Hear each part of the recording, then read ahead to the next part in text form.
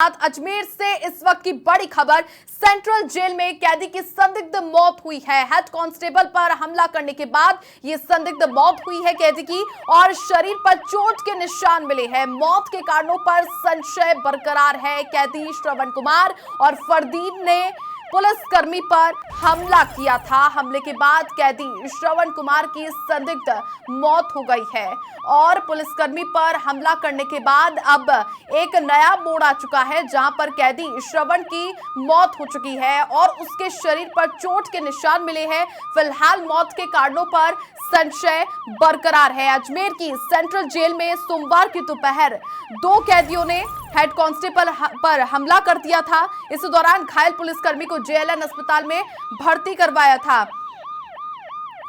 और अधिक जानकारी के साथ अभिषेक मेरे सहयोगी जुड़ चुके हैं। अभिषेक, जिस तरह से हेड कांस्टेबल पर हमला किया गया था, लेकिन उनका इलाज चल रहा था, सोमवार को हमला हुआ, लेकिन अब इसी बीच में नया मोड़ आ चुका है। श्रवण जो कि कैदी था, हमला किया गया, अब उसकी संदिग्ध मौत हो चुकी है। फिलहाल क्या अपडेट आपके पास?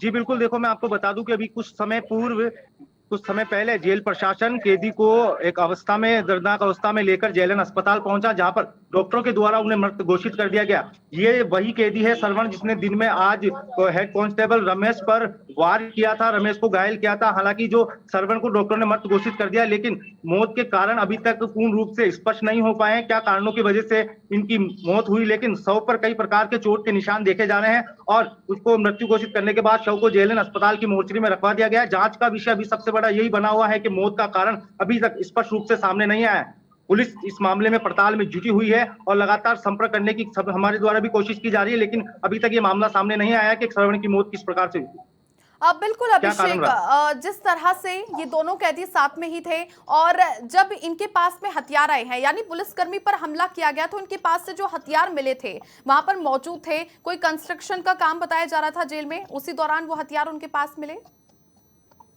जी, जहां पर जानकारी आई कि यहाँ जो दोनों कैदी अपनी अपनी सेल में थे, 9 नंबर बैरिक में थे, उस टाइम पे आज जो कांस्टेबल हेड कांस्टेबल राजेश पे हमला किया, तो उनको ये टीवी ठीक करने या टीवी ऑन ऑफ करने के बहाने इन्होंने बुलाया, और उसका टीवी का कोई नुकीला हथियार था इनके पास, जिससे उन्होंने राजेश पर हमला कर दिया। जो राजेश फिर घायल हो गया और राजेश को जेएलएन अस्पताल लाया गया। राजेश की अभी स्थिति नहीं हुई है, पूर्ण बात को राजेश ही स्पष्ट कर पाएंगे कि उस वक्त क्या हुआ क्या नहीं। और उसके समय थोड़ी देर बाद ही जब जेल प्रशासन है वो एक कैदी श्रवण को लेकर जेएलएन अस्पताल आते हैं, जहां पर डॉक्टरों के द्वारा उन्हें मृत घोषित कर दिया जाता है।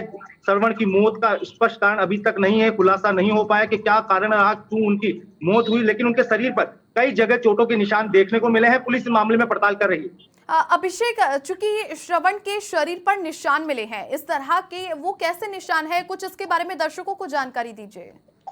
जी बिल्कुल, वो निशान ऐसे कि लगातार मानो कि मल्टीपल्स वार किए गए हैं शरीर पर, किसी डंडे से या सरिये से, लेकिन ये बात अब तक पूरा खुलासा नहीं हो पाया कि क्या हुआ क्या नहीं, पूर्ण रूप से जांच का विषय बना हुआ है। ठीक है, उसके साथ के जो साथी है, कैदी है फरदीन, क्या जिस समय ये श्रवण की मौत हुई है, जो चोट के निशान मिले हैं, क्या वो फरदीन के साथ ही था? इस मामले में भी कुछ भी नहीं कहा जा सकता, ये पूरा मामला जांच का विषय है। क्या पता कैदियों में आपस मारपीट हुई है, क्या है, पुलिस इस मामले में पड़ताल कर रही है, और अभी तक हम खबर पर बने हुए हैं। कुछ विशेष सत्य निकल के सामने आएंगे तो बिल्कुल जानकारी देंगे। ठीक है, श्रवण के बारे में यदि कोई जानकारी दीजिए, कितने मामलों में वो संदिग्ध रहा है, मौत, हत्या, किस तरीके से, कई सारे उस पर केसेस भी दर्ज हैं। अभिषेक जी बिल्कुल, श्रवण 2 साल से लगातार अजमेर जेल में है। उससे पहले ये उदयपुर थे, वहां पर भी इन्होंने कई बार कैदियों के साथ मारपीट की गई। फिर इन्हें प्रतापगढ़ शिफ्ट किया गया, तो वहां भी इन्होंने कैदियों के साथ मारपीट की गई, और अभी विगत 2 साल से अजमेर जेल में है। कई मामलों में, कई प्रकरणों में इनके ऊपर मुकदमे दर्ज है। अलग अलग संबंधित थानों से लूटपाट, हत्या के कई मामले इन पर दर्ज है। और आज जैसे इन्होंने दिन के समय हेड कांस्टेबल भी हमला किया था, लगातार ये ऐसी वारदातें करते रहते हैं, कैदियों से झगड़ते रहते हैं, कई पुलिस वाले झगड़ते रहते हैं, और आज ऐसा ही उन्होंने एक हेड कांस्टेबल के साथ भी किया। उनके नुकीले किसी धारदार हथियार से उन पे वार करा, वो भी घायल हो गए। उसके कुछ ही समय बाद एक खबर बड़ी और निकल के सामने आती है कि जो मारपीट करने वाला एक कैदी श्रवण घायल अवस्था में, पुलिस प्रशासन उसको लेकर पहुंचता है जेएलएन अस्पताल, जहां पर डॉक्टरों के द्वारा उसे मृत घोषित कर दिया जाता है। अभिषेक, जेल अधीक्षक की ओर से क्या कुछ कहना है? जी बिल्कुल, हमारा लगातार उनसे संपर्क करने की कोशिश हो रही है, लेकिन अभी तक हमारा संपर्क उनसे हो नहीं पाया। उनसे बातचीत करने के दौरान ही जो तथ्य हैं वो सामने आएंगे। ठीक है, डॉक्टर्स का क्या कहना है? जी मैम, डॉक्टर्स का क्या कुछ कहना है? डॉक्टर से भी बातचीत नहीं हो पाई। वहां पर पूरा सिक्योरिटी की तरह उसको घेरा में रख रखा है और मोर्चरी को सब में रख दिया। जहां तक पता लग पाया तथ्य यही है कि जो कैदी है उसके शरीर पे चोट के निशान है, कोई मल्टीपल किसी चीज से वार किए गए हैं जिसके कारण उसके शरीर पर और पूरी पीठ पर चोट के निशान बने हुए।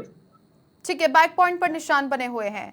तो अब ऐसे में अभी फिलहाल वहां पर क्या स्थिति है? क्या कैदी का कोई परिवार से कोई कनेक्शन है या फिर कोई जानकारी निकल कर आई परिवारजनों की ओर से? अभी तक ऐसी कोई भी जानकारी सामने नहीं आई है। फिलहाल कैदी का जो शव है उसको मोर्चरी में रखवा दिया गया है और लगातार हमारे द्वारा प्रयास किया जा रहा है कि जो तथ्य है वो जल्द से जल्द इसका खुलासा हो, उसी मामले में जुटे हों। ठीक है, अभी करंटली जांच के लिए जुट गई है तमाम पुलिस।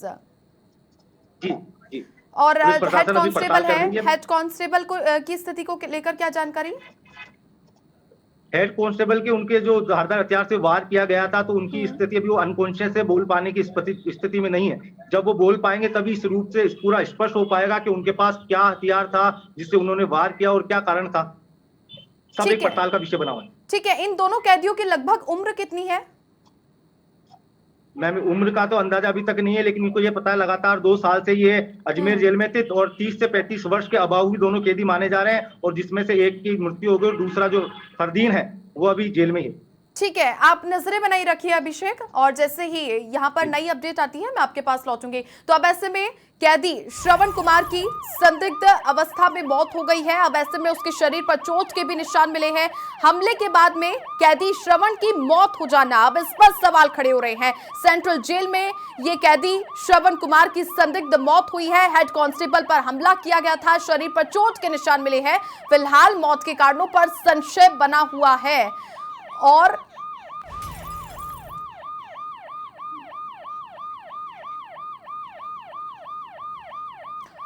इसी बीच में आपको एक बड़ी अपडेट दे दें, जेल अधीक्षक सुमन मालीवाल से समाचार प्लस ने बात करने की भी कोशिश की थी, उनसे जुड़ने की भी कोशिश की, लेकिन अभी तक कुछ भी बोल पाना ठीक नहीं समझा जा रहा है पुलिस की ओर से भी, क्योंकि ये काफी गंभीर मसला है। और अब ऐसे में कैदी श्रवण कुमार की मौत होने के बाद में जांच के विषय जब तक ये पूरी इन्वेस्टिगेशन कंप्लीट नहीं हो जाती उसी के बाद में पुलिस भी अपनी ओर से बयान दे पाएगी। लेकिन हेड कांस्टेबल अभी बोल पाने की स्थिति में नहीं है, उनका इलाज चल रहा है। और इसी बीच में हेड कांस्टेबल पर हमला करने वाले कैदी श्रवण कुमार की संदिग्ध मौत हो जाती है। मौत के कारणों पर संशय अभी भी बना हुआ है और पुलिसकर्मी लगातार अब जुटे हुए हैं जांच करने में।